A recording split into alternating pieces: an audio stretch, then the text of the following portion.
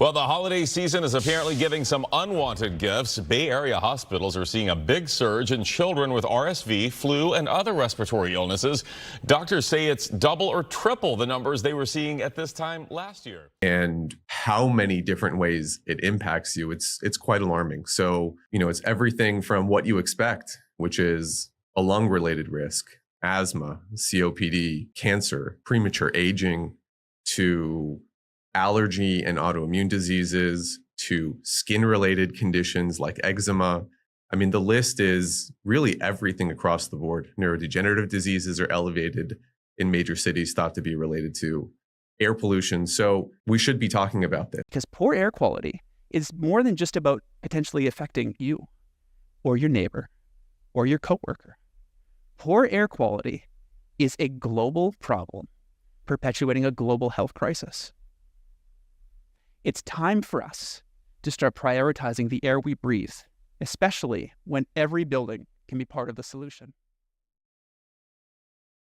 We weren't built for indoor life. Humans evolved in sunlight, wind, soil, and trees. And now we spend almost 90% of our lives inside, boxed into drywall, plastics, and air we essentially manufacture. Somehow, we became the only species that voluntarily swapped nature for HVAC, natural scent for synthetic scent, and outdoor reality for curated vibes.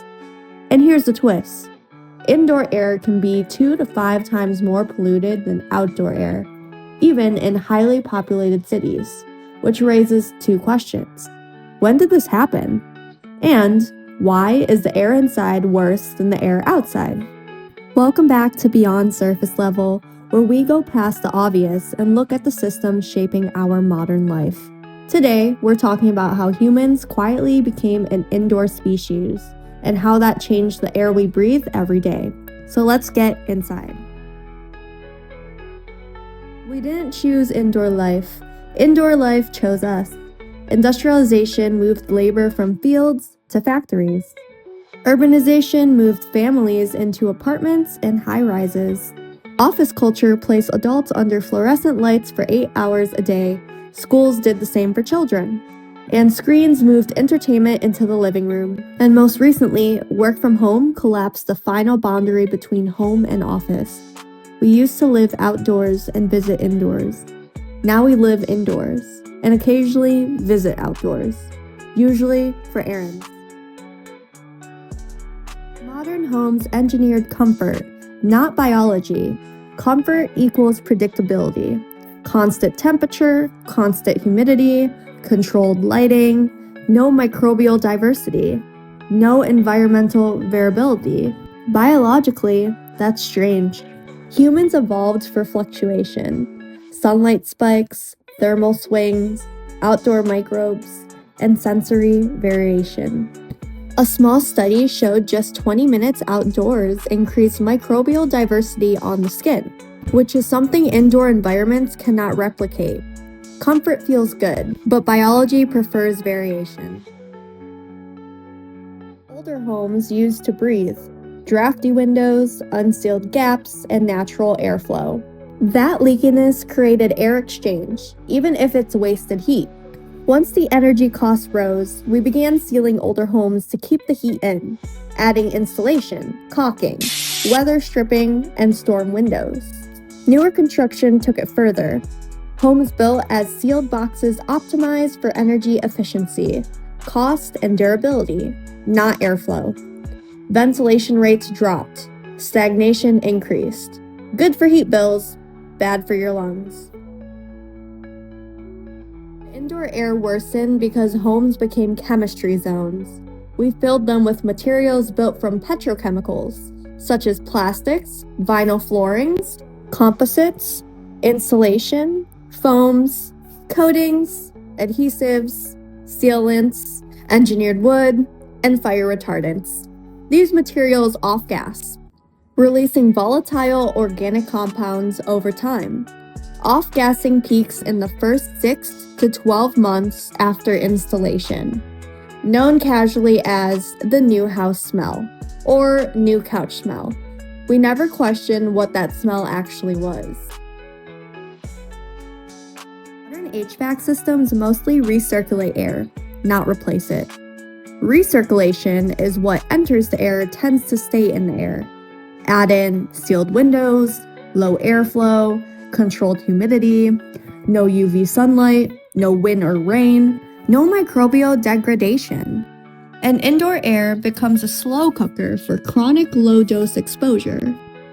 An indoor study found certain chemicals at 3 to 7 times higher concentrations indoors than outdoors. Outdoors disperses, indoors accumulate. Nobody really thinks cooking is a pollution, but it is. Gas stoves can emit nitrogen dioxide, carbon monoxide, and benzene. One Stanford study measured benzene levels comparable to secondhand smoke from gas burners. Frying produces fine particles that hang at child height for long periods. Adults stand above it, children and pets live inside it. Evolution has quite a sense of humor, wouldn't you say? Dust isn't dirt. Dust is data. It collects flame retardants, PFAS, plasticizers, pesticides, soot, fibers, bacteria, and spores. Then the HVAC redistributes it like confetti. Infants ingest 4 to 8 times more dust than adults due to hand-to-mouth behavior. Pets are close behind. Outdoor pollution spikes, then disperses through UV sunlight, wind, rain, and soil microbes. Indoor lacks these cleanup systems. Outdoors equals acute plus diluted, and the indoors equal chronic and concentrated. Biology handles chaos better than consistency. Indoors became our default habitat because systems made it convenient. We can work, shop, eat, exercise, socialize, and scroll indoors. Safety culture made outdoors risky. Convenience culture made outdoors inefficient. Screen culture made outdoors irrelevant. And synthetic scent made indoors feel clean. We don't need to abandon civilization, just adjust it. Simple awareness shifts help. Start ventilating while cooking. Crack your windows open. Dust surfaces. Sunlight exposure inside rooms. Fewer new stuff smell purchases. Have airflow over sealed silence. Awareness creates agency, and agency reshapes environments. Once society moved indoors, the air didn't just need to keep us alive. And that's a completely different rabbit hole we need to hit later. If this helped you see the system a little clearer, like the video, subscribe, and send it to someone who questions the world the same way you do, or that one friend who needs to get it already. Much love, and I'll see you all next Sunday.